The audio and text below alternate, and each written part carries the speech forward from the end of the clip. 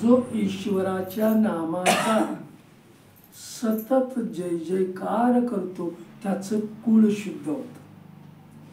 कळतंय ना? कुणाचं कुळ शुद्ध होतं? जो नामात आहे त्याचं. मग आपलं कुळ कुठलं आहे? आपलं कुळ कुठलं आहे? आणि माऊलींना इथं आपल्याला काय सांगायचंय? परंपरा त्याचे कुळ शुद्ध. त्याचं कुळ शुद्ध होतं, त्याची परंपरा शुद्ध होते. मग कुळ म्हणजे काय? गोकुळ. गोकुळ याचा अर्थ गो म्हणजे इंद्रिय आणि कुळ म्हणजे त्यांचा समुदाय. हे कुळ नाही. मग हे जर कुळ असतं तर कृष्णाच्या कुळाचा नाश का झाला असता? कळतंय ना? रामकृष्ण हरे रामकृष्ण. गोकुळ, गो म्हणजे इंद्रिय, कुळ म्हणजे त्यांचा समुदाय, इंद्रियांचा असलेला संघ. मग ईश्वराच्या नामानं हे कुळ आपलं पावन होतं, हे कुळ आपलं पवित्र होतं. आणि म्हणून इंद्रिय कुठली? 5 कर्मेंद्रिय, 5 ज्ञानेंद्रिय, मन, बुद्धी, अहंकार, चित्त. हे पावन होतं कुणाच्यामुळं? ईश्वराच्या नामामुळं. पण नाम त्यानं तितक्या प्रेमानं घेतलं पाहिजे, तितक्या आवडीनं घेतलं पाहिजे. इंद्रिय मुळातच अशुद्ध आहेत. कळलं? मुळातच अशुद्ध आहेत. इंद्रिय कशी? मुळातच अशुद्धपणा आहे त्यांच्याकडे. जर डोळ्यानं आपण सौंदर्य बघितलं तर आपणाला बरं वाटतं, डोळ्यानं जर कुरूपता बघितली तर बरं नाही वाटत. डोळ्यानं जर आपण शत्रू बघितला तर आपण तोंड मुरडतो, काय म्हणतात त्याला, नाक मुरडतो, नको नको. आणि तोच जर आपण या डोळ्याने मित्र बघितला तर समाधान वाटतं, नातेवाईक बघितला तर समाधान वाटतं. कानानं चांगलं जर ऐकलं तर आपणाला बरं वाटतं, नको ते ऐकलं तर रामकृष्ण हरे रामकृष्ण. माऊलींना इथं हेच सांगायचं आहे. इंद्रियांचं शुद्धीकरण नाम करतं. नाम पवित्रच आहे, जो घेतोय त्याला सुद्धा ते पवित्र करतं.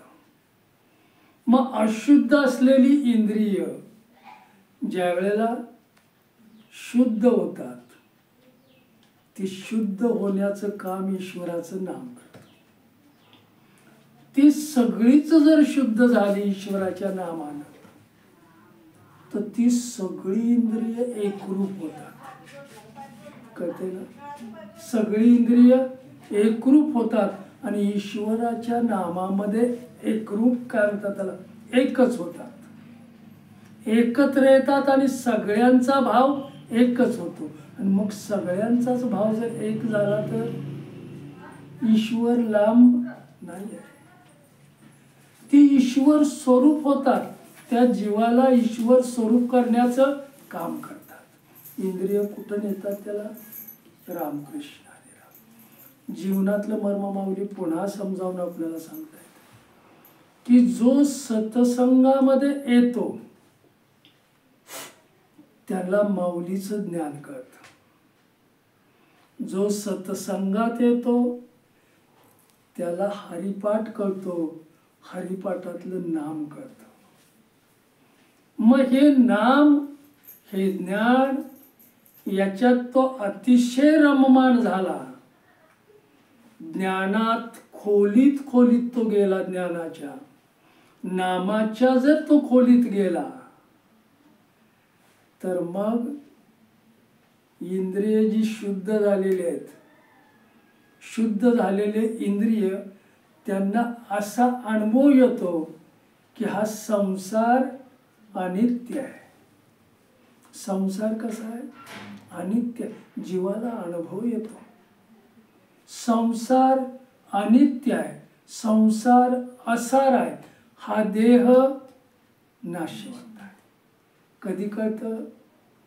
नामामध्ये जर गेले, माऊलींच्या ज्ञानामध्ये जर खोल गेले, तर त्यांना हे कळतं, हा सगळा संसार अनित्य आहे.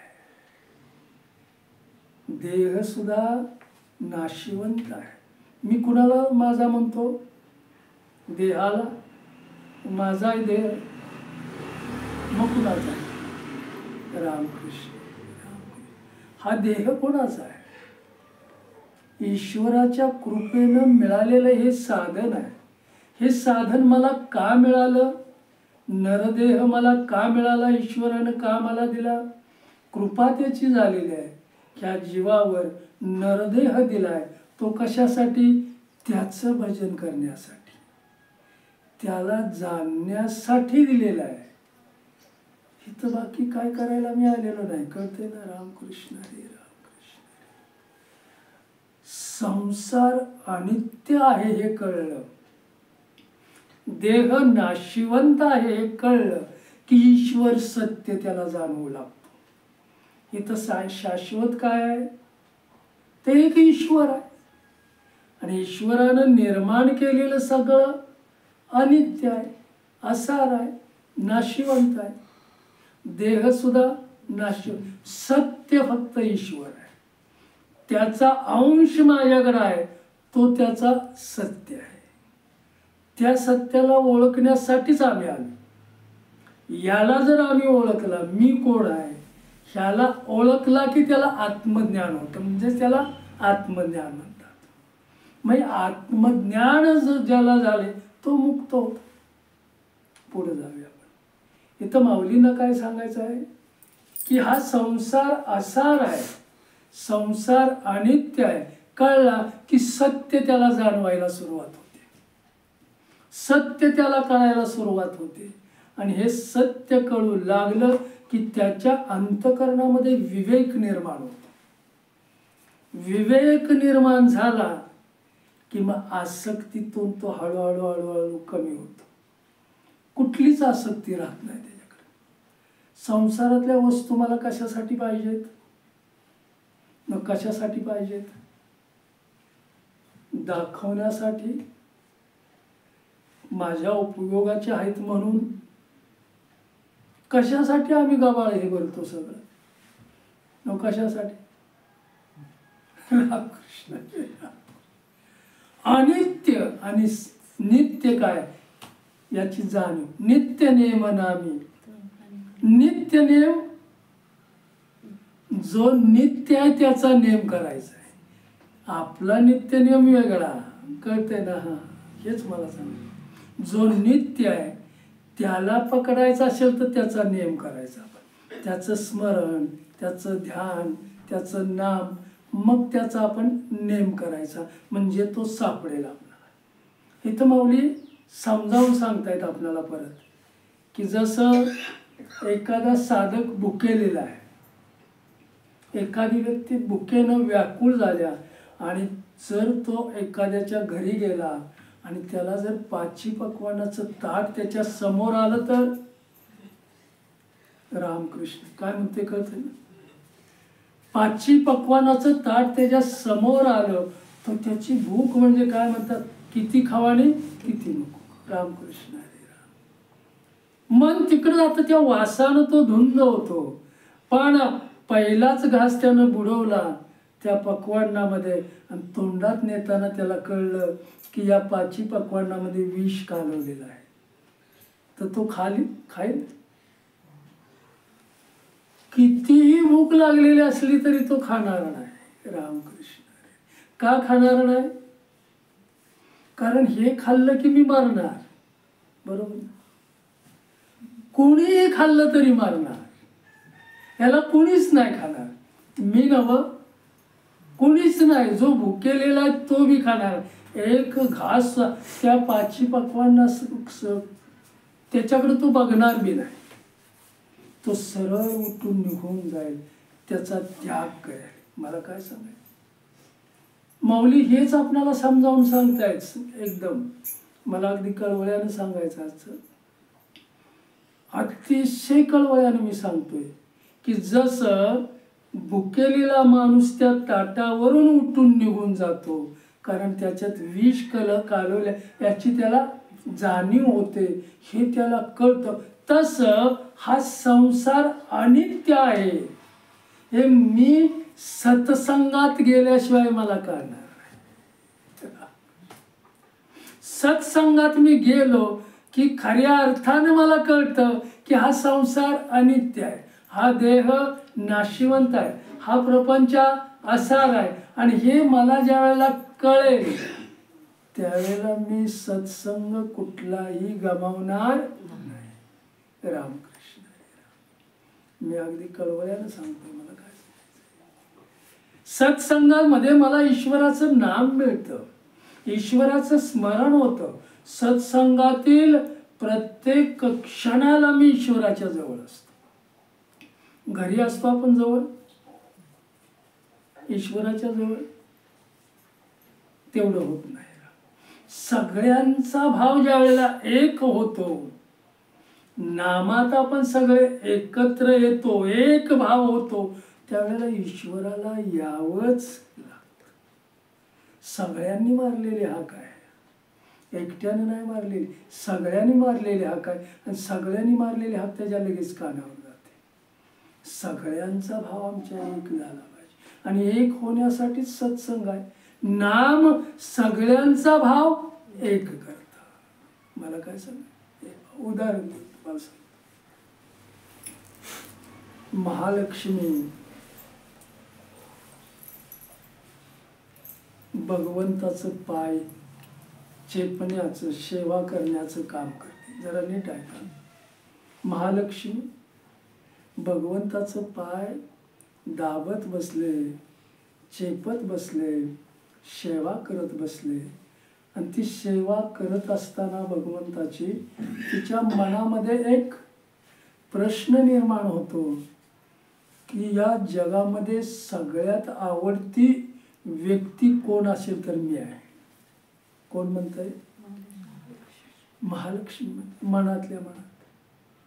मग ही शंका मी जर माझ्या पतीला, माझ्या नाथाला, माझ्या देवाला जर विचारली तर ती बोलली देवाशी की हे नाथा, तुम्हाला या जगातील सगळ्यात प्रिय वस्तू कुठली आहे, प्रिय गोष्ट कुठली आहे, प्रिय व्यक्ती कुठली आहे? त्यावेळेला भगवंत त्यांना बोलतात, नारदजी येऊ लागलेला आहे माझ्याकडे, माझ्या भेटीला. त्याच्या बी मनामध्ये तीच शंका आहे, आणि मी नाम घेतोय याचा त्याला गर्व झालेला आहे, म्हणून त्यालाही येऊ दे, तुझी शंका दूर होईल आणि त्याचाही गर्व कमी होईल. कळतंय ना? काय नाही कळलं तरी सांग. नारदजी येतोय, मग नारदजी भगवंताच्या दरबारात यायला लागलेत. नारदजी काय म्हणतात, महाद्वारात आले. महाद्वारात आल्यावर त्याने एक तिथं ठेवलेलं भगवंताने रजिस्टर बघितलं. रजिस्टर त्यांनी बघितलं, कुतूहल निर्माण झालं त्यांच्याकडं की हे कधीच मी पाहिलेलं नाही. मग तर आज मग ते कुतूहल त्यांचं जागा झालं. त्यांनी ते बघितलं तर ईश्वरानं आपल्या भक्तांची नावं त्याच्यात लिहिलेली होती. पहिलंच नाव नारदजींचं होतं, आवडता भक्त. पहिलंच नाव नारदजीचं आणि शेवटला नाव मारुतीचं होतं, रामकृष्ण. ह्याला इतका आनंद झाला आणि गर्व सुद्धा झाला की भगवंताच्या अगदी जवळचा किंवा प्रिय कोण आहे तर मी आहे. त्यांच्या पुस्तकातून मला ते गवसलं, ते पुस्तकातून मला त्या रजिस्टर मधून कळलेलं आहे, आणि मग तो भगवंताकडला. लक्ष्मीच्या मनामध्ये, महालक्ष्मीच्या मनामध्ये कुठला प्रश्न आहे? हाच प्रश्न आहे, आणि तिच्या मनात सुद्धा आलेला आहे की माझ्याशिवाय ईश्वराला दुसरं कोण प्रिय. प्रत्येक पत्नीला, प्रत्येक बायकोला आपल्या पतीविषयी वाटत असतं की मी याची सगळ्यात प्रिय आहे. वाटणं साहजिकच आहे. रामकृष्ण हरी.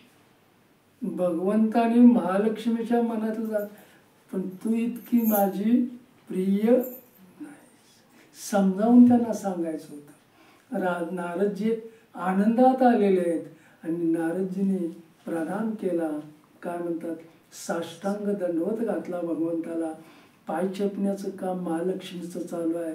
पांडुरंगाने त्यांना आत बोलवलं, स्वागत त्यांचं केलं. काय म्हणतात, आणि मग त्यावेळेला नारदजीने विचारलं की आत्ता मी येताना महाद्वारात एक रजिस्टर बघितलं, त्याच्यामध्ये 1 नंबरला भक्ताच्या यादीमध्ये माझं नाव आहे.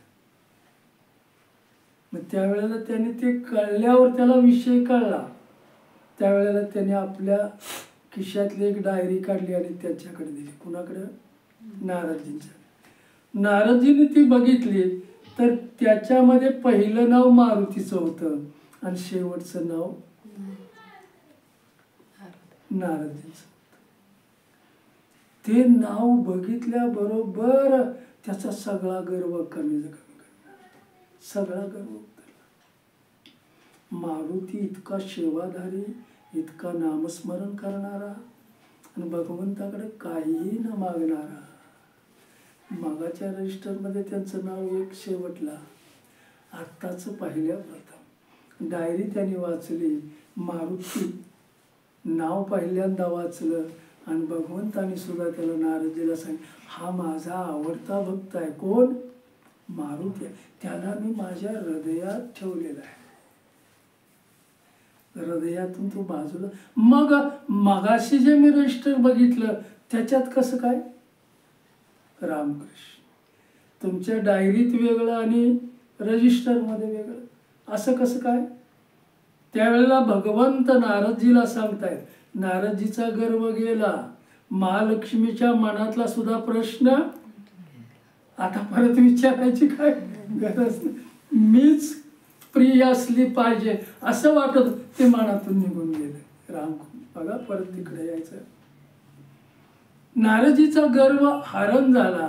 तर म्हटलं जे रजिस्टर लिहिलेलं होतं ते माझं ध्यान करणारे लोक आहेत, ते माझेच भक्त आहेत, पण ते माझं ध्यान करतात, माझंच नाम घेतात, त्यांचं रजिस्टर आहे. पण तुला जी मी डायरी दाखवली ते त्यांचं ध्यान मी करतो.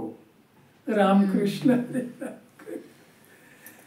ह्या डायरीमध्ये जे मी लिहिलेले आहेत त्यांचं मी ध्यान करतो, त्यांचं मी नाम घेतो, त्यांचं मी स्मरण करतो आणि ती डायरी माझ्यामध्ये. रामकृष्ण. महालक्ष्मीचा सुद्धा गर्व उतरला, निघून गेला. भगवंताच्या चरणाजवळ मी आहे, मी त्यांची सेवा करते, हा तिला अभिमान होता. मगाशीच आपला मानपानात आपण गुतायचं नाही.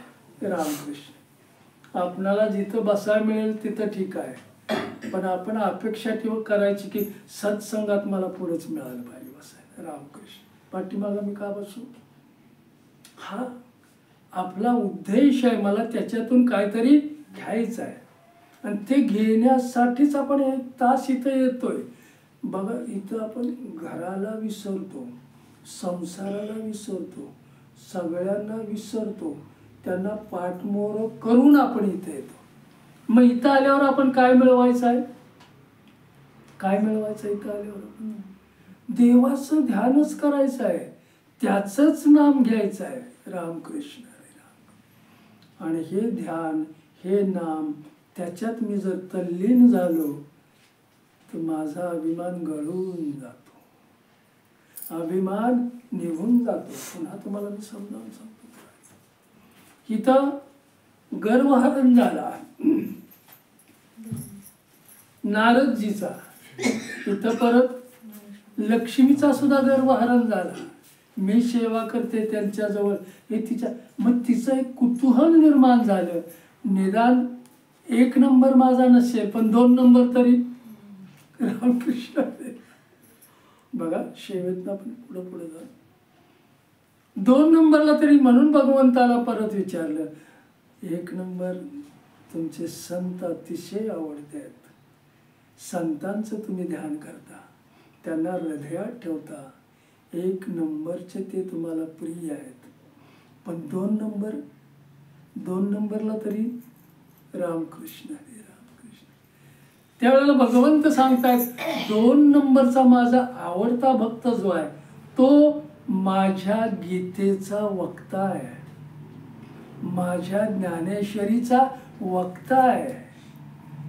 तो मला प्राणप्रिय आहे, कारण तो माझ्या सगळ्या मनुष्य जातीच्या लोकांना, जो माझ्या भक्तांना, जो सर्वसामान्यांना, जो गीतेची मेजवानी देतो, गीतेचं ज्ञान खाऊ घालतो, तो माझा आवडता भक्त आहे. त्याला मी माझ्या हृदयात ठेवतो, कारण तो सगळ्यांना ज्ञान देण्याचं काम. 2 नंबर रामकृष्ण हरी रामकृष्ण हरी रामकृष्ण. भगवंत महालक्ष्मीकडे वळून सांगतायत, तू तुझं सौंदर्य बाजूला ठेवून माझ्याकडे आलीस. सौंदर्याचा तुला अभिमान होता, त्या सौंदर्याचा स्वीकार मी नाही केलेला. ते सौंदर्य तू बाजूला ठेवून आलीस आणि माझ्या चरणाची सेवा करू लागली, म्हणून माझ्या पवित्र चरणाजवळ मी तुला स्थान दिलेलं आहे. रामकृष्ण हरी रामकृष्ण. दुसरा काय उद्देश? माझी सेवा तू आवडीनं करतेस म्हणून माझ्या पवित्र सेवेचा सुद्धा गर्व माणसाला नाही झाला पाहिजे. रामकृष्ण हरी. मी अमक्याची सेवा करतोय, माग आपण याच्यात बघितलं की रामकृष्ण सांदीपक महाराज रामकृष्ण हरी. तोही गर्व नाही झाला पाहिजे आपल्याला. रामकृष्ण हरी. नम्र जा, जितकं नाम घेईल तितकं आपण नम्र. आणि कोणाला मोठेपणा असेल तर त्याला आपण राम राम आपलं. तुझा मोठेपणा तुझ्याजवळ, माझी नम्रता माझ्याजवळ. रामकृष्ण. त्याला हृदयातून निग्लेक्ट करायचं, काय म्हणतात त्याला, काढून टाकायचं. ठेव, माझ्या हृदयात मला कोण ठेवलं पाहिजे?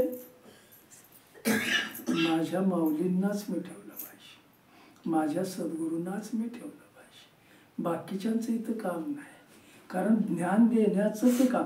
ज्ञान आपण काय म्हणतात निशंकपणे देता आलं पाहिजे आपल्याला, किंतु परंतु त्याच्यात नसलाच पाहिजे. आणि निर्माण झाला तरी सत्संगामध्ये ते सगळं निघून जात. रामकृष्ण. पायाशी मी तुला ठेवलेले आहे. रामकृष्ण. आता पायापासून तू, कारण सौंदर्य तुझं आहे, तुला माहिती आहे की तू सौंदर्यवान, पण ते बाजूला ठेवून सेवा करू लागलीस म्हणून पवित्र चरणाजवळ मी तुला स्थान दिलेलं आहे. मी महालक्ष्मी परत विचारते की गीतेचे जे वक्ते आहेत, ज्ञानेश्वरीचे जे वक्ते आहेत, ते म्हणले भरपूर आहेत. मग तुम्हाला प्राणप्रिय कोण आहे? तुम्ही कुणाला तुमच्या हृदयात ठेवलंय? कळतंय? रामकृष्ण हरी. आदित्यसाठी सेवा आहे बघा. रामकृष्ण. वक्ते भरपूर आहेत. कुठले? गीतेचे. ज्ञानेश्वरीचे वक्ते भरपूर आहेत. महालक्ष्मी विचारते भगवंताला, मग तुम्ही कुणाला तुमच्या हृदयात ठेवलंय? त्याचं कळू शकेल का मला? त्यावेळेला भगवंत महालक्ष्मीला उत्तर देत आहेत की ज्याला प्रसिद्धीची अजिबात आशा नाही. काय म्हणतात? ज्याला प्रसिद्धीची अजिबात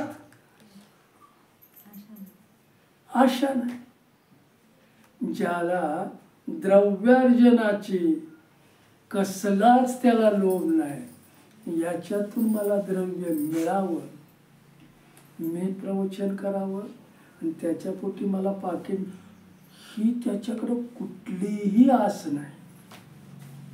कुठली कुठली कुठली पाकिटाची आशा नसते. हा. आणि ज्याला ह्याचं प्रसिद्धीची प्रसिद्धी त्याला नको आहे आणि द्रव्यार्जन सुद्धा त्याला याच्यातून करायचं नाही, त्याचा अजिबात लोभ नाही. मग तो जो वक्ता आहे, जो ज्ञान देणार आहे, तो ज्ञान माझ्या प्राप्तीसाठीच लोकांना देतो. प्रवचन कशासाठी, मी कशासाठी करतोय? माझ्या आणि माऊलींची भेट व्हावी म्हणून, माझ्या आणि भगवंताची भेट व्हावी म्हणून. याच्यामध्ये आपली अपेक्षाच नाहीये. मग ज्याला कुठलीच अपेक्षा नाही त्याला मी हृदयात ठेवतो. कळते ना? रामकृष्ण हरी राम. कुणाला मी हृदयात ठेवतो? कुठलीही आशा.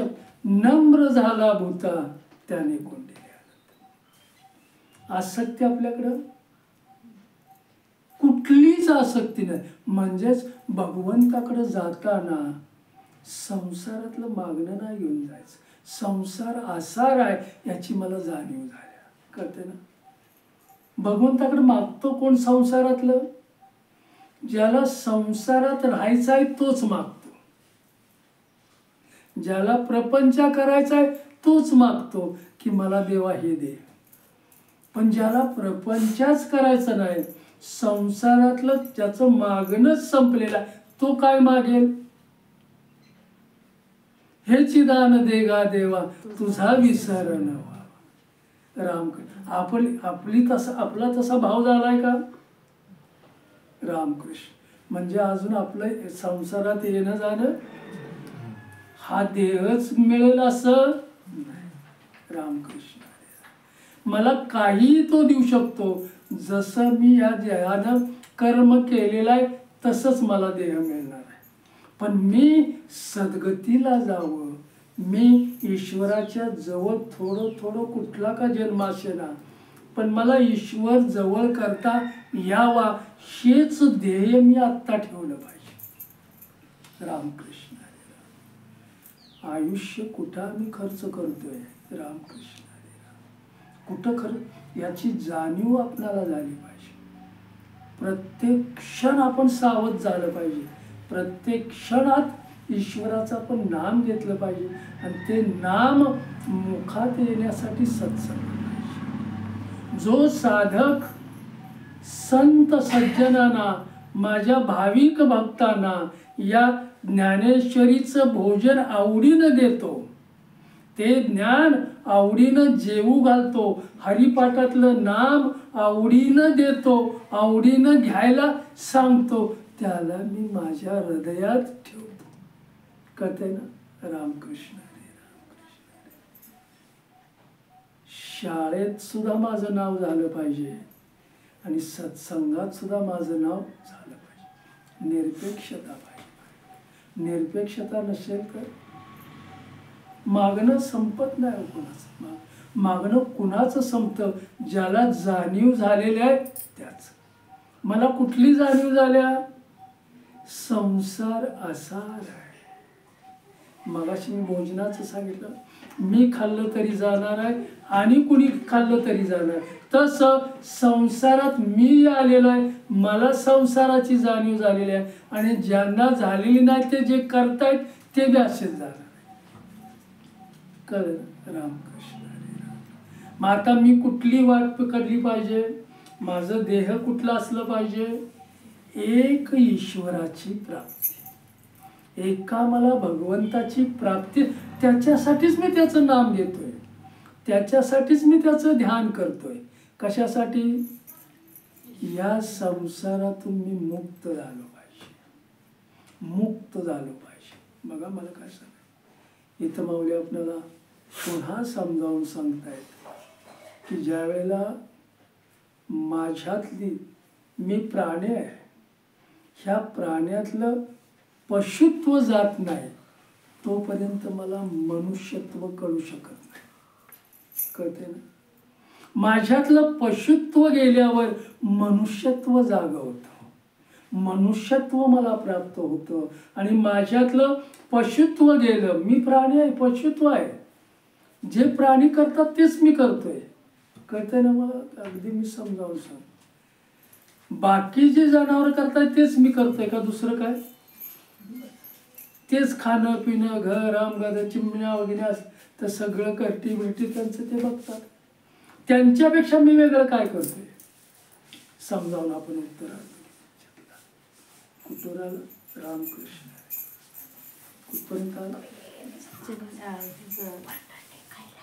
हा, माझ्यातलं पशुत्व पहिल्यांदा मी घालवलं पाहिजे. पशुत्व गेल्याशिवाय मला मनुष्यत्व कळणार नाही. आधी तू बघा, पशुत्व माझ्यात म्हणजे माझं खाणं पिणं स्वच्छ झालं पाहिजे. आलं का? पशुत्व घालवण्यासाठी मग आपण परवा म्हणलं ना, डॉक्टरनी सांगितले मला असं असं. हे माझ्या उपयोगाचं नाही. घेईन मी जन्म याजसाठी देवा, तुझी चरण सेवा साध. जन्म मला परत दुसरा दे, पण हे मी करणार नाही. आलं का लक्षात? रामकृष्ण. माझं पशुत्व गेलं पाहिजे, म्हणजेच खाणं पिणं माझं निर्मळ झालं पाहिजे, माझं ध्यान निर्मळ झालं पाहिजे, माझं मन निर्मळ झालं पाहिजे. कळतंय ना? रामकृष्ण हरे रामकृष्ण. पशुत्व गेलं की मनुष्यत्व आपणाला जागा करतं. मनुष्यत्वाची मला जाणीव होते. मग या माणसाचा उद्देश काय, नरदेहाचा उद्देश काय, याची मला जाणीव होते. नरदेहाने मला काय करायचं आहे? त्याचं भजन करायचं आहे, त्याची ओळख करायची आहे. मला माझी ओळख झाली पाहिजे. मला जोपर्यंत माझी ओळख होत नाही तोपर्यंत त्याची ओळख होणार नाही. मग माझी ओळख करण्यासाठी मी काय केलं पाहिजे? ईश्वराचं नाम पोट भरलं पाहिजे, मन भरलं पाहिजे, ओव्हरफ्लो झालं पाहिजे, सगळं आतलं निघून गेलं पाहिजे. काम क्रोध लोभ मद मत्सर. आणि मग त्यावेळेला सगळी इंद्रिय आपली पवित्र होतात. मग मनुष्यत्व जाग झालं. देवे दिला देह भजना उमटा. ईश्वरानं मला नरदेह कशासाठी दिलाय? शावयात कळलं तर फार चांगलं आहे.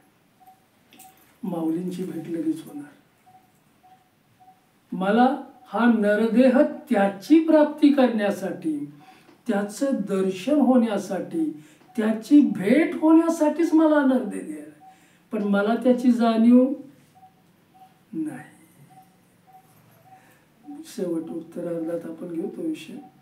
जाणीव मग कधी होणार? सत्संग मिळाल्यावर.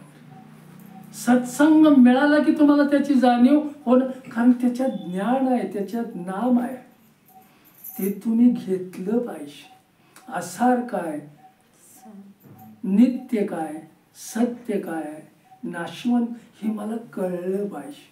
आणि कळल्यावर मी जागा होतो की भगवंतच मला पाहिजे, त्याच्या संसारातलं काय नको. रामकृष्ण हरे रामकृष्ण. मनुष्यत्व ज्याला कळलं तो देवत्वाकडे जातो. पशुत्व गेलं, मनुष्यत्व गेलं की देवत्व प्राप्त होतं. आणि देवत्व प्राप्त झालं की तो देवाला पाहतो. देव त्याला दिसतो, देव त्याच्याशी बोलतो. मग संत पदाला जे गेलेले आहेत लोक, देव ते संत, देव ते संत, निमित्त त्या प्रतिमा. प्रतिमा वेगळ्या आहेत. संत आणि देव प्रतिमा वेगळ्या, पण एक रूप झालेले आहेत. देव ते संत, हे चालते बोलते देव आहेत. आणि हा अगोदरचाच देव आहे. त्याच्या नामानं तो तिथपर्यंत पोचलेला आहे. कळते? रामकृष्ण हरे राम. मग देव होऊनच देव पाहता येईल. देव तुमच्याकडे ते गुण नसले तर त्याला कसं पाहता येईल आपल्याला? रामकृष्ण. तू देवाची पूजा रोज करते ना? आरती. हा, देवाची पूजा करायची म्हणजे काय करायचं? म्हणजे एकाची माळ जपते पूजा करते असं. हा, देवाला पाणी घालणं वगैरे असं. रामकृष्ण. ही त्याच्या पुढं आता ती पहिली झाली आपली, बालवाडी झाली. आता पुढं जायचं आपण, हे आपण सांगतोय. मला जाणीव झाली पाहिजे. देवाच्या द्वारात गेल्यानंतर त्याचं दर्शन मला झालं पाहिजे. इथं मला काय सांगायचं? जे ज्यांना आत्मज्ञान झालं ते मुक्त झाले. पण आत्मज्ञान मिळून जे उंचीवर गेले आणि त्या उंचीवर जाऊन ईश्वराचं गुणगान ज्यांनी गायलं, ईश्वराचं नाम ज्यांनी गायलं, ते संत झाले. रामकृष्ण. मला काय म्हणायचं, आत्मज्ञान पूर्णत्वाकडे घेऊन जातं आपल्याला. पण संत महात्मे हे परिपूर्ण झालेले असतात. आलं का लक्षात? हे अजून अपूर्ण आहेत. आत्मज्ञान झालेले अजून पण परिपूर्ण. म्हणून देव संत वेगळे नाहीत.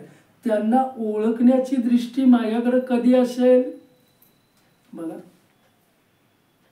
त्यांचे गुण आणि माझे गुण जर बरोबर असतील तर त्यांना मी ओळखू शकेन. त्यांचे गुण वेगळे, माझे गुण वेगळे, तर मी त्यांना ओळखू शकेन का? देवाला मी ओळखू शकेन का? कारण दैवी गुण माझ्याकडे नाहीत, मग देवाला मी कसा ओळखणार? दैवी गुण माझ्याकडे नाही तर मी देवाची सेवा कशी करणार? रामकृष्ण हरे रामकृष्ण. कळतंय ना मला? काय दैवी गुण मी अगोदर त्याची जोपासना केली पाहिजे, माझ्या अंतकरणामध्ये ते साठवलं पाहिजे.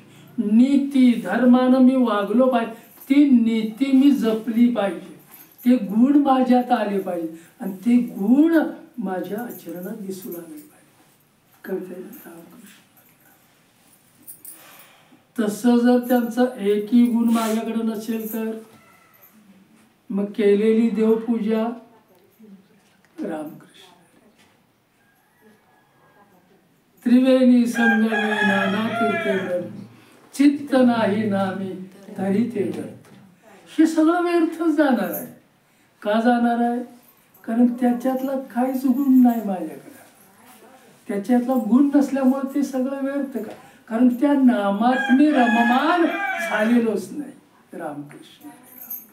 मग मी कुठं जाणार? ह्याच्यातलं काहीच जर मी घेतलेलं नसेल तर तो देव मला कधीही सापडणार. त्या धर्माचं, त्या नीतीचं मला आचरण करता आलं, ते ज्ञान मला झालं पाहिजे. मला काय करायचं? इथं काळाच्या डोक्यावर संत पाय ठेवतात आणि काळ आमच्या डोक्यावर पाय ठेवून जगतो. आम्ही काळाच्या अधीन आहे जन्मल्यापासून. कळतंय ना बा? आम्ही कधी काळ आमच्या डोक्यावर पाय देईल, म्हणजे पाय आहेच पण तो कधी धरून नेला आम्हाला सांगता येत नाही. आम्ही त्याच्या जबड्यात आहे. जन्मापासून काळाच्या आम्ही जबड्यात आहे. कधी घट्ट करेल सांगता येत नाही. पण संत महात्मे काळाच्या डोक्यावर पाय ठेवून उभे आहेत. आपल्या इच्छेनं जातात कारण देव त्यांना न्यायला येतो. रामकृष्ण. आम्हाला काळ न्यायला येतो, यम न्यायला येतो. म्हणून काळाच्या डोक्यावर जर मला बसायचं असेल, त्याच्या डोक्यावर जर पाय द्यायचा तर भगवंताचं नाम घेतलं पाहिजे. संसारातून हळूहळू मला मुक्त होता आलं पाहिजे. प्रपंचातून हळूहळू प्रपंचाचं ओझं घेऊन ते देव तुम्हाला कधीच भेटणार नाही. कारण हे ओझं खाली ठेवलं पाहिजे. भगवंत मिळवणं फार सोपं आहे, संसाराचं ओझं फार कठीण आहे. तरी माणूस करतंय. का करतंय? अजून त्याला नित्य आणि अनित्य कळेल. रामकृष्ण हरे राम. नित्य काय अनित्य काय याची त्याला समजच आलेली नाही. मला काय म्हणायचं, कुठपर्यंत आपण आलो? काळाच्या डोक्यावर पाय ठेवला. हा, संत हे काळाच्या डोक्यावर पाय ठेवलेला असतो त्याने. त्याच्यामुळं मृत्यूला घाबरत नाहीत. कसे घाबरते? काळच त्यांच्याकडं वाकड्या. जो नामधारक आहे, जो ईश्वराच्या नामात पडलेला आहे, जो ईश्वराच्या नामाच्या प्रेमात पडलेला आहे, त्या नामात जो तल्लीन झालेला आहे, काळ सुद्धा त्याच्याकडे वाकड्या नजरेनं बघत नाही. मी येईन त्यावेळेला तू यायचं. तुला यायची काय गरज नाही. देव मला हाक मारतो, मी यायला तयार आहे. आमच्या डोक्यावर त्याचा पाय आहे. आम्ही कधी जाईन सांगता येत नाही. कळतंय ना मला? काय रामकृष्ण आहे. सगळ्यांनी जरा व्यवस्थित आहे का? मला म्हणून सगळ्यापैकी एकानं जर हे घेतलं कळलं तरी मग आपल्याला एका प्रवचनाचा काय म्हणतात त्याला माऊली मला भेटते. एकाचा उद्धार झाला तरी माऊली गवसल्याशिवाय राहणार नाही मला. आणि ह्या निष्ठेनंच आपण प्रवचन करायचं. रामकृष्ण मला माझ्या माऊलींना भेटायचं आहे, मला त्यांचं दर्शन हवं आहे, म्हणून मी सातत्यानं तीर्थाटन करतो. का? माझ्या मनात ते बसले पाहिजेत, माझ्या हृदयात त्यांनी वास केला पाहिजे. रामकृष्ण. उदाहरण देऊन तुम्हाला सांगतो. आजीबाई त्यांची 10 ते 12 वर्षाची एक नात, दुसरं कोणीच घरी नाही, रोजगार करून जीवन जगतायत. जरा मी सांगते ते काळजी नाही करणार आहे. काळाच्या डोक्यावर कोणाचा पाय किंवा काळातून काळाला बाजूला कोण सारतं, काळाच्या याच्यातून कोण मुक्त होतं. आजीबाई वारकरी, 10-12 वर्षाची नात, ती सुद्धा वारकरी. नित्य नेम त्यांचा की देवाचं नामस्मरण करायचं, देवाची पूजापाठ करायचा, वृत्तसंकल्प करायचा, देवाचं नामस्मरण करायचं. त्यांचा नित्य नेम होत. तो नेम केला. मजुरी करून जगणारे पण नित्य नेम होता. रामकृष्ण. बांगलनीची सुगी होती, नातीला घेऊन जायची बांगलायला. शाळा संपली, कारण कमवण्याचं साधनच नाही. म्हणून ज्याला हाय त्याला सुद्धा कळलं पाहिजे की मी काय करतो. रामकृष्ण. शेतावर भांगलायला गेलेत, जवळ 10-11 जण सगळे आहेत. त्याच्यामध्ये काही पुरुष आहेत, काही स्त्री आहेत, ह्या दोघी त्याच्यामध्ये आहेत. 11 सगळे जण आहेत. भांगलण्याचं काम चाललंय. दुपारची सुट्टी झाली जेवायला. एका झाडाखाली आलेत, ऊन आहे रखरखत, झाडाखाली बसलेत. सगळ्यांनी आपलं काय म्हणतात शिदोरी सोडली, जेवण उरकलंय. नातीनं आजीनं सुद्धा जेवण उरकलं आणि पुन्हा कामाला सुरुवात केली बांगलनीच्या. बांगलन करताना त्याने गवत काढायचं का पेरलेलं काढायचं? गवत काढ. आपल्या जीवनात सुद्धा तेच झालं पाहिजे की आतल्या भगवंताचंच ध्यान करायचं, बाकी संसारातलं ध्यान नाही करायचं. हे तण काढून टाकायचं. एका ईश्वराशिवाय हृदयात दुसरं काय ठेवायचंच नाही. रामकृष्ण. आहे पुढे जाऊ. रामकृष्ण. कुठपर्यंत? गवत काढलं. हा, बांगलायला ते गेलेले आहेत.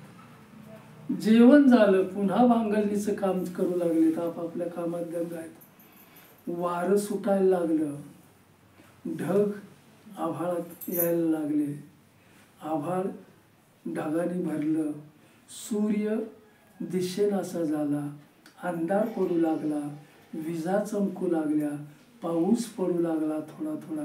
आणि मग त्याने समजलं सोसाट्याचा वारा चालू झाला. मग त्याने एका मोठ्या झाडाचा आश्रय घेतला. 11 जणांनी त्या मोठ्या झाडाखाली बसलेत. आश्रय कशाचा घेतलेला आहे? झाडाचा. कशासाठी? पाऊस मला लागू नये, वादळाची मला झळ बसू नये. झाडाचा आश्रय घेतला. त्या झाडाजवळ 4 वेळा एक वीज आली. विजेचा लोळ आला, झाडाजवळ आला, परत गेला, पुन्हा झाडाजवळ आला, पुन्हा 4 वेळा असं झालं. 4 वेळा आलं, 4 वेळा. त्यावेळेला त्या आजीबाईंना जाणवलं की आपल्यात कोणतरी चांगलं आहे, कोणतरी वाईट आहे. आपल्यात कोणतरी पुण्यवान आहे आणि कोणतरी पापी आहे. सगळ्यांना ती मारू शकत नाही. इथं दैव कुणाचं तरी चांगलं आहे, अनुकूल आहे, आणि कुणाचं तरी. मग आपण सगळीच जाण्यापेक्षा त्याने आपल्याला एक काय म्हणतात संधी दिली, इथवर आली, पुन्हा निघून गेली. तर आपण एक काम करूया. समोर जे बारकं रोप दिसतंय ना आंब्यात, त्या आंब्याच्या झाडाला वळसा, त्या रोपाला वळसा घालून इथं यायचं. जो पापी असेल त्याच्या अंगावर वीज पडेल आणि तो मरून जाईल. रामकृष्ण. बाकीची सुखरूप राहते. आजीबाईचा सल्ला सगळ्यांनी, आजीबाईंनी स्वतः सुरुवात केली. ती वारकरी होती, नाम घेणारी होती, स्मरण करणारी होती, ध्यान करणारी. त्याचं ध्यान करत, नाम करत गेली. पावसातून तशीच वळसा घालून त्या रोपाला परत आले. सगळे जाऊन व्यवस्थित आले. थोडक्यात सांगून त्या रोपाला वळसा घालून सगळेच वाचले. आणि मग 10-12 वर्षाची मुलगी राहिली. आम्ही सगळी सुखरूप राहिलो. आता मुलीची वेळ आली.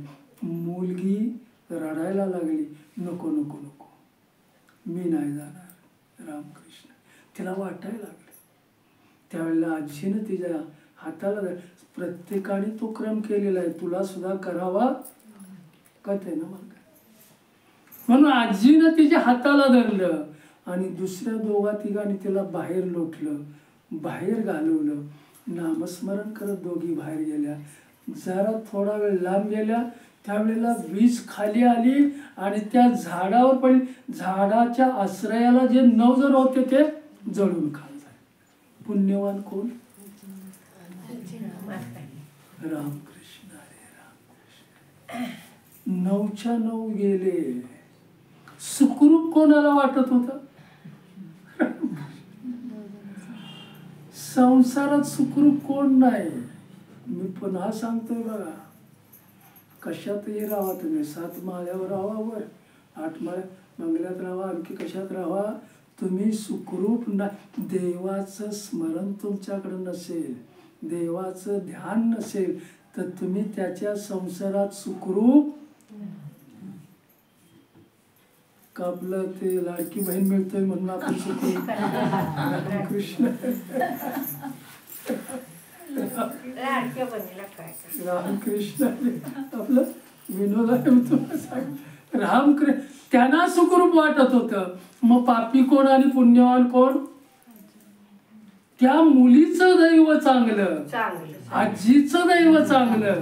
दोघी बाहेर गेल्या आणि ह्यांचं दैव हे पापीच असले पाहिजे. मला काय सांगायचं, ज्या कुटुंबात जो दैवी माणूस असतो, मी तुम्हाला सांगतो, एखाद्या कुटुंबात एक दैवी किंवा चांगल्या भाग्याचा माणूस असतो, त्यावेळेला ते कुटुंब सगळे तारून नेण्याचं काम तो करतो. पण ज्या वेळेला त्या कुटुंबातून तो दैवी माणूस निघून जातो, त्यावेळेला त्या कुटुंबाचा ऱ्हास झाल्याशिवाय, नाश झाल्याशिवाय राहत नाही. कोणाच्या दैवानं आम्ही इथं राहतोय, कोणाच्या दैवानं आपण मोलमजा करतोय, आपणाला कळलं. ज्याचं दैव अनुकूल आहे, ईश्वराचं नाम घेतोय ध्यान, त्याचं दैव अनुकूलच असलं पाहिजे. मग त्याच्या आश्रयानं आम्ही राहतोय, तोच आमच्यापासून लांब गेला तर. रावणाकडे पाहूया आपण. रावणाच्या दरबारामध्ये बिभीषण हा त्याचा सक्का भाऊ, पण ईश्वराला मानणारा होता, ईश्वराला जाणणारा होता, भगवंताचं नाम घेणारा होता, प्रभू रामचंद्राला मानणारा होता. पण त्या मानणाऱ्यालाच रावणानं आपल्या दरबारामध्ये त्याच्या पाठीत लाथ मारली आणि दरबारातून हाकलून दिला. दरबारातून त्यांना हाकललं, घरी आलं. मग त्यांनी ठरवलं की आता लंकेत राहायचं नाही. जोपर्यंत बिभीषण लंकेत होता तोपर्यंत लंकेचं भाग्य होतं. कळतंय ना? कळतंय? रामकृष्ण. एकच माणूस चांगला, पण लंकेचं भाग्य होतं. त्या कुटुंबात एकच माणूस चांगला, पण त्या कुटुंबाचं भाग्य होतं. त्यानं ठरवलं आता लंकेत राहायला काय, राहायचंच नाही. रामाच्या आश्रयाला आला आणि इकडे लंकेचं भाग्य संपलं. लंका ऱ्हास झाली, तिचा नाश झाला, सगळे निघून गेले. मला काय म्हणायचं, आपल्या जीवनाचा सुद्धा आपण ऱ्हास करायचा नाही, नाश करायचा नाही. जे साधन मला गोमटं दिलेलं आहे ईश्वरानं, त्या गोमट्या साधनाचा उपयोग मी ईश्वराच्या नामासाठी करायचा. ईश्वराच्या ध्यानासाठी करायचं आहे, त्याच्या आणि याचा उपयोग जर देवाच्या प्राप्तीसाठीच तुम्ही केला तर तुम्हाला तुमचं भाग्य अनुकूल झाल्या वाचून तुम्ही गावात एक माणूस असू द्या असा गाव तरून जातं.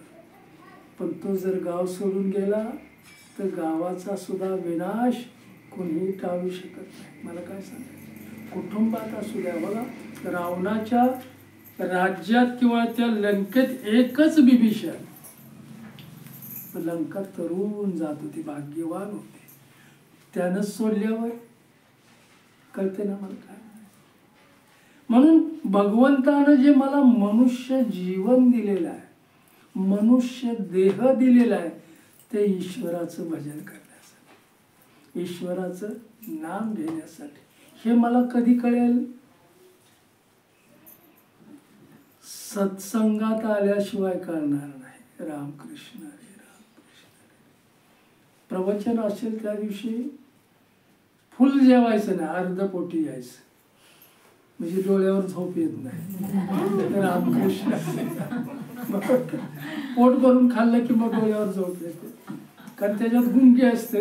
रामकृष्ण, ती गुंगी डोळ्यावर आल्याशिवाय मला काय म्हणायचं. अर्ध मी तर जेवतच नाही, प्रवचन असेल जेवण वेळचे. शानं पोट माझं भरलं पाहिजे. रामकृष्ण, पोट कशानं भरलं पाहिजे, नामानं पोट. आणि नामानं पोट भरलं तर भूक लागतच नाही. बघा तुम्ही हे करून, आज प्रवचन आहे, आज ईश्वराचं भजन आहे, आज ईश्वराचं नामस्मरण आहे, तिथं जाऊन माझं पोट मला भरता आलं पाहिजे. हितनं भरून नाही जायचं, हे खाली करून जायचं. रामकृष्ण, जे आहे ते तिथंच ठेव. संसाराचं ओझं घेऊन जो ईश्वराकडे जातो, तो ईश्वर म्हणतो माझा हा नाहीच. काय तू ओझं घेऊन कशासाठी आलायस, ह्या ओझ्यासह मी तुझा हा संसार माझा माझा आहे, तुझा नाही. पण आम्ही म्हणतो हा संसार, ईश्वर म्हणतो हा संसार माझा आहे, मी निर्माण केलेला आहे, तुला सुद्धा जन्म मीच दिलेला आहे. अनंत जे प्राणी आहेत त्या प्राण्यांच्या हृदयात माझा निवास आहे, पण त्या प्राण्याला ओळखता येत नाही, म्हणून तुला मनुष्य जन्म मी दिलेला आहे. रामकृष्ण, कशासाठी, मला ओळखण्यासाठी, मला जाणण्यासाठी. इतरांपेक्षा तुला मी ज्ञान जास्त दिलं. की जाता जाता मी सांगतो तुम्हाला की जसं भगवंत आला, साधकाची भेट झाली, भगवंताची सुखसंवाद चालू झाला, त्यावेळेला भगवंत जीवाला विचारतोय की बाबा तू इथं येऊन काय केलंस. तर म्हटले मी इथं शिक्षण घेतलं, नोकरी केली, व्यवसाय केला, पैसा कमवला, बंगला बांधला, लग्न केलं, मुलं बाळ झाली, मला सगळ्यात आता माझं उतारवण झालं. मग हे करून तू साध्य काय केलंस. हे सगळे प्राणी बी करतात. विशेषत्वानं तुला मी जे ज्ञान दिलंय त्या ज्ञानाचा उपयोग केलास का. इतर प्राण्यापेक्षा मनुष्याला मी जे ज्ञान दिलेलं आहे त्या ज्ञानाचा तू उपयोग केलास का. कळते तर म्हणजे मला ते का हे सगळं करण्यामध्येच माझं आयुष्य गेलं. मग दुसरे प्राणी तेच करतायत, तू काय वेगळं केलेस. तेच करतायत की त्यांचं बी घर आहे, त्यांची बी मुलं बाळ आहेत, जनावर पशु पक्षी हेच करतात. मग तुला मनुष्य देह देऊन तू काय केलंस. कळते ना. रामकृष्ण, ज्ञानाचा उपयोग मला कळला पाहिजे. ज्ञान कशासाठी, तर त्याच्या भेटीसाठी आहे. ते ज्ञान मला मिळाल, ते ज्ञान पैगा बरवे. जरी मनी आखी आणावे तरी संताया भजावे सर्वस्वी. त्यांची सेवा करण्यासाठी, त्यांच्याकडून ज्ञान मिळवण्यासाठी. संसार चांगला करायचा म्हणजे काय करायचं, संसार गोमटा करायचा म्हणजे काय करायचं, त्याला अधिष्ठान भगवंताचं असावं लागतं. जसं आपण जी इमारत बांधतो त्या इमारतीचा पाया जर कच्चा असेल तर इमारत कोसळल्याशिवाय, आणि इमारतीचा पाया जर मजबूत असेल तर ती इमारत काय म्हणतात त्याला गगनचुंबी आपण बांधू शकतो, पाया मजबूत आहे. तसं परमार्थाचा पायाचा आमचा जर काय नसेल तर जी परमार्थाचा पायाच आपला जर कच्चा असेल, पायाच त्याला नसेल तर इमारत होऊ शकत नाही. रामकृष्ण, मुळात पाया चांगला पाहिजे, आणि पाया चांगला असेल तरी म्हणून परमार्थात हे आपल्या संसाराचं अधिष्ठान असलं पाहिजे. तिथं रामाचं अधिष्ठान असलं पाहिजे, कृष्णाचं अधिष्ठान पाहिजे, माऊलींचं अधिष्ठान पाहिजे, आणि मग तो जो संसार करतो तो यशस्वी होतो.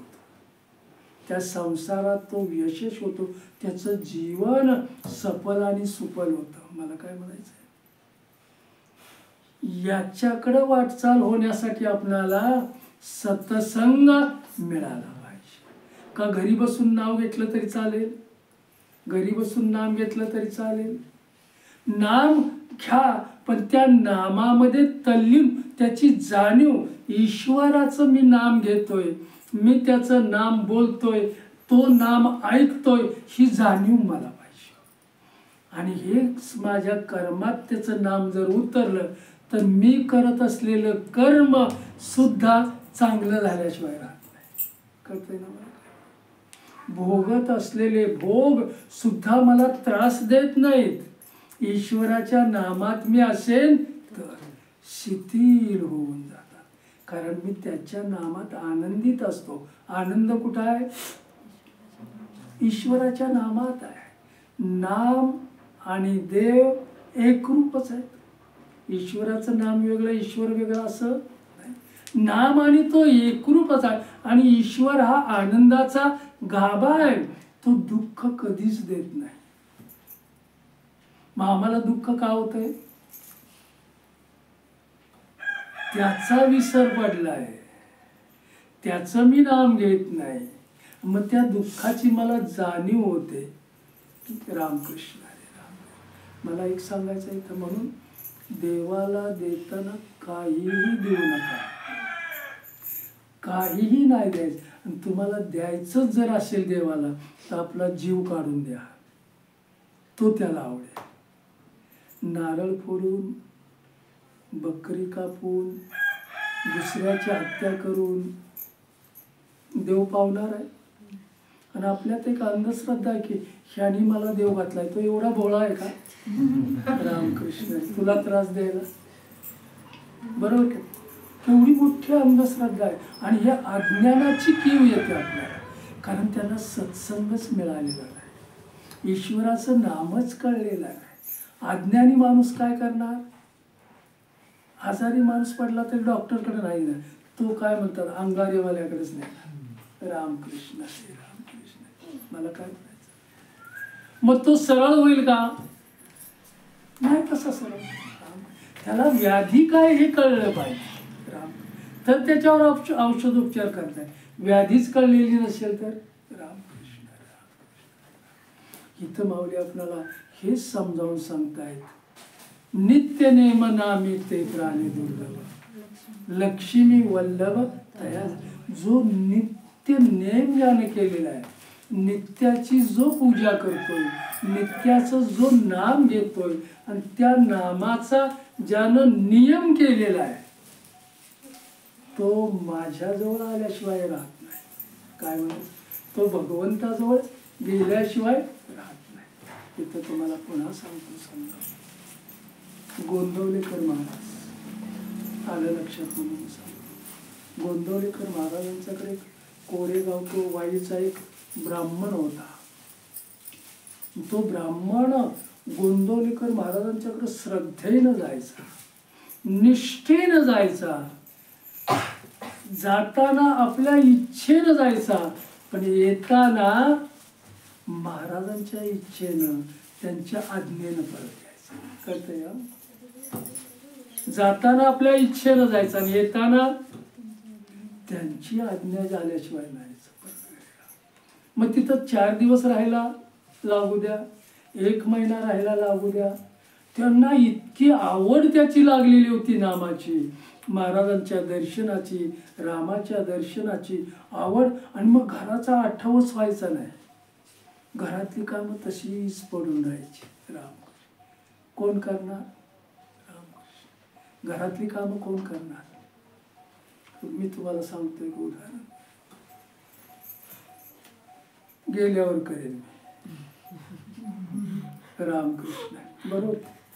पण आत्ता जो मला वेळ मिळालाय त्या वेळेचा मी सदुपयोग करतोय.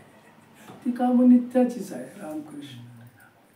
घरातलं आपल्या कोण गेलं, आपलं जेवण कमी झालं, नित्यनेम आपला चुकलाय, मसरांचं पाणी वेळेवर दाखवणार, कोण गेलं तर दूध वेळेवर काढणार, जेवण वेळेवर. आणि मग गेला तो रामकृष्ण, गेला तो कळतंय ना मला, मी अगदी हा संपला. त्याचं भाग्य की अभाग्य त्याचं त्याला माहिती. रामकृष्ण तो गेला कसा याला फार महत्व आहे. जाताना जर ईश्वराच्या नामात गेला असेल तर सगळ्यात मोठं भाग्य आहे. ईश्वरच त्याला घेऊन गेला, ईश्वरच त्याला न्यायला. आणि तळमळत जर जात असेल तर रामकृष्ण देवा मला याच्यातनं वाचव, देवा मला कशासाठी वाचव, न वाचव कशासाठी? गावाला त्रास देण्यासाठी तुला जिवंत रामकृष्ण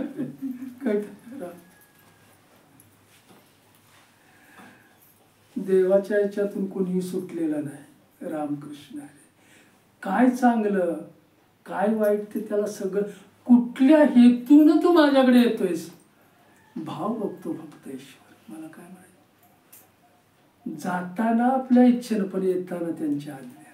रामकृष्ण 1 महिना 2 महिने 3 पडून राहू द्या गावात. रामकृष्ण. एखादा माणूस जाताना सुद्धा आपल्याला म्हणतो जरा व्यवस्थित करा, घरातले असं करा तसं करा. बोलायची काही गरजच नाही हो. अजून कुठं गुतलं आहे? नाही नाही नाही, माझ्याशिवाय हे कोण करू शकत नाही असा जर त्याचा भाव असेल तर तू जाऊन बघ कोण राहतंय का माग?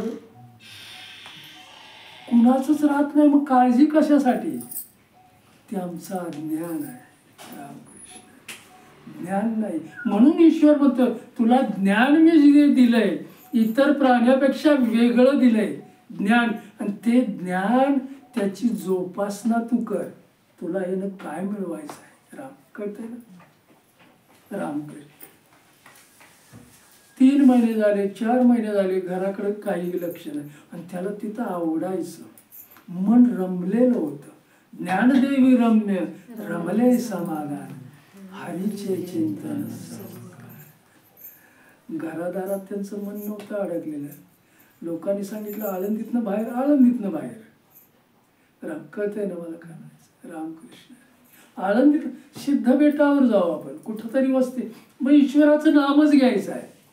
मग बंगल्यात घ्या, झोपडीत घ्या आणि कुठेही घ्या, नाम घ्यायला अडथळा. रामकृष्ण राम. मोठ्या मोठ्या शास्त्रींनी त्यांना विरोध केला. का विरोध केला?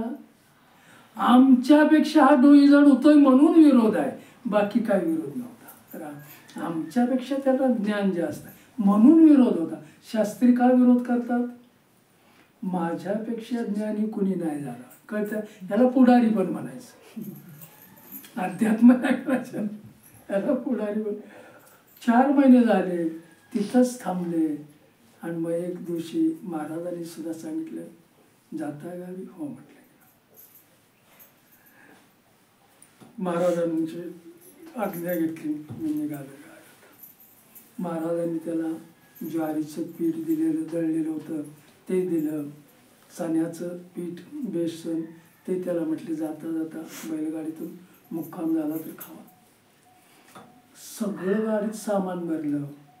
रात्रीच्या 8 वाजले आणि तो महाराजांची भेट घेण्यासाठी, आज्ञा घेण्यासाठी मंदिराच्या दिशेनं चालू लागला. महाराज समोरून आले. जिथं मारुतीचे काय म्हणतात त्याला मूर्ती होते तिथंच महाराज आले. इथून तो गेला. त्यांना साष्टांग नमस्कार केला, दंडवत घातला. महाराजांनी सुद्धा त्याला आशीर्वाद दिला. तुम्ही निघाला तर म्हटलं जरा इथं थांबा, मी आलो. कोण म्हटले? महाराज त्या साधकाला म्हटले जरा थांबा, मी आलो. महाराज आतमध्ये गेले खोलीत आणि तो हात जोडून उभा राहिला मारुतीच्या शेजारी. आणि मग तो नामात तल्लीन झाला. नामस्मरण कुठलं? श्रीराम जय राम जय जय राम. त्या नामात तल्लीन झाला. 8 वाजता त्यांचा निरोप घ्यायला आलेला. हात जोडून उभा आहे. महाराज सांगून गेले आत्ता मी आलो, जरा थांबा. खोलीत महाराज गेले. 8, 9 वाजले, 10 वाजले, 11 वाजले, महाराज आलेत नाही. 12 वाजले, महाराज आलेत नाही. 1 वाजले, महाराज आलेच नाही. आज्ञा घेतल्याशिवाय मी जाणार. केवढा संतांची पायी हा माझा विश्वास. एकाला म्हटलं तुम्ही या कधी, आपला मी निघालो. बरं, हे कलियुग आहे. कुणाचंच ऐकायचं नाही. ज्याच्यावर माझी निष्ठा आहे तोच जर ऐकत नसेल तर कळते ना. मग निष्ठेचा अपमान आहे. रामकृष्ण. निष्ठाच आहे. तुम्हाला तारून नेल्याशिवाय राहत नाही. रामकृष्ण. सकाळचे 4 वाजले, नामस्मरण करीत उभा आहे. बैलगाडी बाहेर उभी आहे. साहित्य भरलेलं तसंच आहे. महाराज येण्याची वाट बघ. 4 वाजले, 4:30 वाजले. महाराज उठले आणि मंदिराकडे आले तर तो साधक उभाच आहे. श्रीराम जय राम जय जय राम. त्याच्या जवळ गेले. पुन्हा त्यांनी दंडवत घातला. म्हटले तुम्ही अजून गेला नाही? परीक्षा होती त्याची, परीक्षा होती. अजून गेला नाही. मग तुम्ही एक काम करा, आता तुम्ही फ्रेश व्हा, जावा, आंघोळ बिंघोळ करा, जेवण खाणं करा, मग तुम्हाला मी परवानगी देतो. राम फ्रेश झाला तो. रामकृष्ण हरी, रामकृष्ण हरी. आज्ञा जो माणूस पाळतो, संतांच्या आज्ञा जो पाळतो, तो सटदिशी ईश्वराकडे सन्मुख होतो. संतांची जो आज्ञा पाळतो त्याचा काय म्हणतात राग, त्याचा क्रोध, त्याचा अभिमान, दुसरा काय शब्द, निघून जातो. अहंकार निघून जातो. संतांची आज्ञा जो पाळतो त्याचा अहंकार निघून जातो. आणि अहंकार त्या आज्ञेनं जर निघून गेला तर त्या साधकाची जबाबदारी संत घेतात. अहंकार गेलेला आहे. आता कोणाच्या आज्ञेनं मी वागणार आहे? माझा कायचा अहंकार? तुकाराम अहंकार गेला, तुका म्हणे देव झाला. देव झाल्याशिवाय, दिव्यत्व आल्याशिवाय देवाला पाहू शकणार नाही. मग दिव्यत्व येण्यासाठी आज्ञा पाळली पाहिजे. आज्ञा सटदिशी आपल्याला ईश्वराकडे घेऊन जाते, पटकन ईश्वराकडे. पण आज्ञाधारक आम्ही झाले पाहिजे. मला करायचं आज्ञा जर आम्ही मानली नाही तर अखंड रात्र त्याने घालवली. महाराजांनी सांगितले मला उभं राहायचं, उभंच राहा. देवाच्या नामात अख्खी रात्र घालवली, खाणं पिणं. मग महाराज त्याला घालवायला गेले. रामकृष्ण हरी. म्हणून तुकाराम महाराज माझ्या बरोबर तो आहे. मी जिकडं जातोय तो तिकडं माझा विठ्ठल येतो. माझ्या मागं पुढं तोच आहे. त्याच्या आज्ञेनंच मी सगळं करतो. माझी इच्छा काय नाही का? माझी इच्छा आहे काय याच्यात? असं व्हावं तसं व्हावं काय? त्याच्या इच्छेला मी धरून आहे. आणि भगवंत इच्छेला जो धरून असतो तो सफल होतो. आपल्या इच्छेला इथं अर्थ नाही. रामकृष्ण हरी, रामकृष्ण. इथं माऊली समजावून सांगतायत आपल्याला की जसं हा भवसागर आहे, हा विषयाचा सागर आहे. ह्या भवसागरामध्ये एक मासा म्हणून मी जन्माला आलोय. हा मासा, त्याची जी काय म्हणतात त्याला, माशाची आपली, ह्या भवसागरात मी मासा म्हणून आलोय. आणि त्या मासे, बायको म्हणा, मुलं म्हणा, आप्तजन म्हणा, नातेवाईक म्हणा, हे त्यांनी पसरलेलं भवसागरात जाळं आहे. आणि ह्या जाळ्यात जो अडकतो तो यमरूपी कोळ्याला ऐता सापडतो. कळतंय का? मी या भवसागरातला एक मासा आहे. मी माझ्या नातेवाईकांच्या, हे नातेवाईकांचं जाळं आहे. मुलं, बायको, अमको तमक, हे नाते, हे सग, आणि ह्या जाळ्यात जो अडकतो तो यम, काय म्हणतात, कोळी रूपी यमाला तो सहज सापडतो. इथं माऊली पुन्हा आपल्याला उदाहरण देत आहे की जसं माकडाला किंवा वानराला जर पकडायचा असेल तर तो काय म्हणतात त्याला पकडणारा, माकडाला पकडणारा मदारी. मदारी तो असं सहज त्यांच्या मागे लागत नाही. तो एक असं मोठं भांड घेतो आणि त्याच्यात निमुळत काय म्हणतात तोंड असतं लांब, त्याच्यात तो त्यांच्या समोर चणं ठेवतो, त्या ह्याच्यात भरून सरळ हात जायला आतमध्ये, पण चण्यानं मूठ भरली की हात वर येणार नाही. कळतंय ना? रामकृष्ण. जाता जाता मी तुम्हाला सांगतो, त्यांना दिसल अशी ती क्रिया करतो आणि तो झाडाच्या मागे उभा राहतो. चण्याच्या मोहानं ते येतात इकडं, त्या बरणीमध्ये हात घालतात, मूठ भरतात, पण मूठ बाहेर येत नाही. सरळ हात केला तर बाहेर येईल, मूठ सोडली तर बाहेर येईल. मला काय म्हणायचं, आम्ही या संसारात जगताना असंच आहे. आम्ही आसक्तीची मूठ बांधतो आणि मग या संसारातून निघू शकत नाही. इथं त्याची मूठ भरलेली चण्यानं बाहेर ती भांड त्याच्याबरोबर येतं आणि मग पाठीमागून मदारी येतो, त्याच्या गळ्यात फास टाकून त्याला पकडतो. रामकृष्ण. कळतंय ना? तसं आमच्या मनातली जी आसक्ती आहे, ह्या आसक्तीची मूठ आम्ही सोडत नाही. सोडल्यावर सरळ संसार होतो. परमार्थ आसक्तीची मूठ सोडली पाहिजे. आणि आसक्तीची मूठ सोडली की आपण कुठं अडकत नाही. कळतंय ना मला? काय आसक्ती निघून जाते कधी, ज्याला सत्संग मिळालेला आहे, ज्याला माऊलींचं ज्ञान मिळालेलं आहे, ज्यांना माऊलींचा हरिपाठ मिळालेला आहे, नाम त्याच्यातलं गवसलेलं आहे. त्या नामात, त्या ज्ञानात जो मुरलेला आहे, मग त्याला हे वाटतं की हे सगळं आसार आहे, संसार आसार आहे, प्रपंच अनित्य आहे, देह नाशिवंत आहे, हे त्याला ज्ञान होतं. आणि मन नित्य काय आहे? एक ईश्वर नित्य आहे, शाश्वत तोच आहे, अमर तोच आहे. मग सत्य त्याचा अंश माझ्याकडे आहे. हे कशामुळं चालतंय, कशामुळं बोलतंय? जेवल्यामुळं? कशामुळं चालतंय हे बोलतंय? कशामुळं? आज त्याचा अंश आहे म्हणून, जो जीव म्हणून आहे, जो प्राण म्हणून आहे, त्याचा अंश आतमध्ये आहे म्हणून हे उड्या मारतंय. रामकृष्ण हरे, रामकृष्ण. तो अंश निघून गेला तर नाशिवंत आहे. राम. मग या नाशिवंताची जाणीव झाली, त्याला आत्मज्ञान झालं. रामकृष्ण हरे, राम. कमी जीवन यायचं,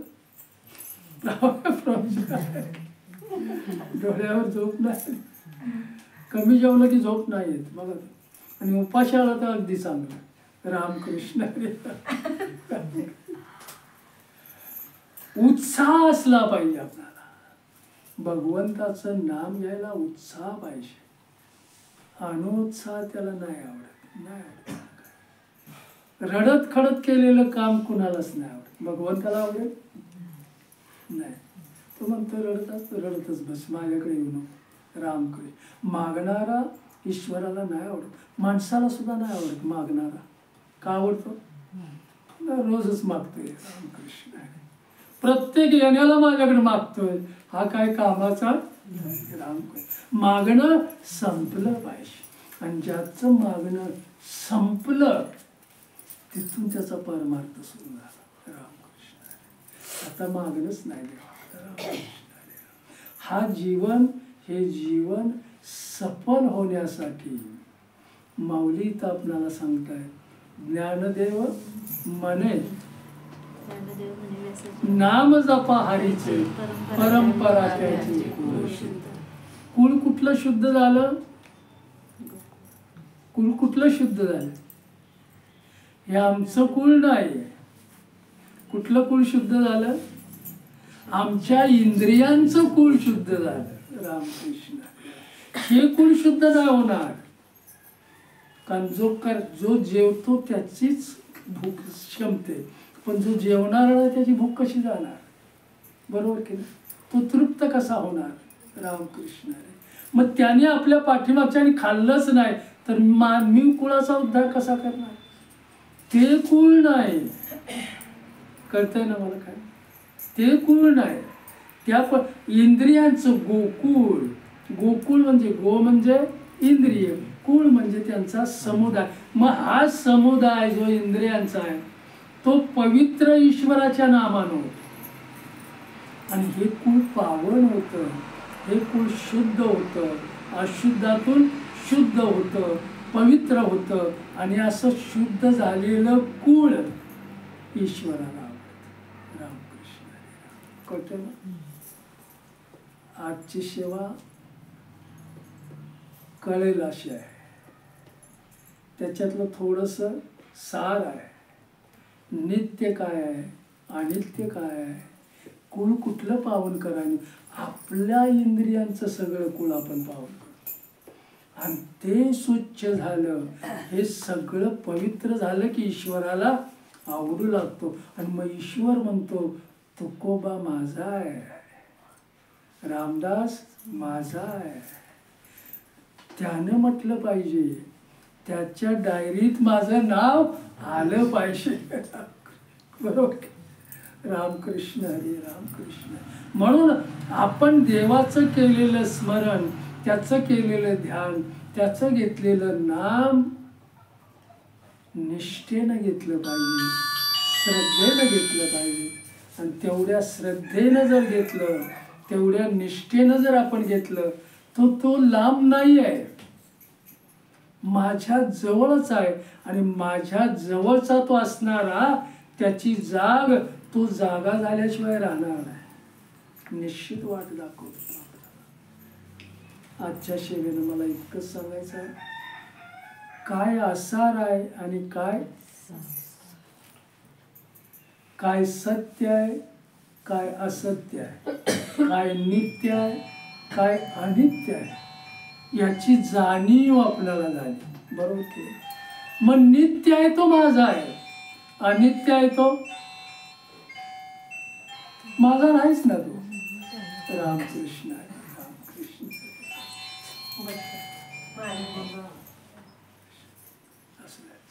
एक नामस्मरण करणं आजची सेवा. रामकृष्ण म्हणा. तुम्ही म्हणता तो पण ज्ञानेश्वरा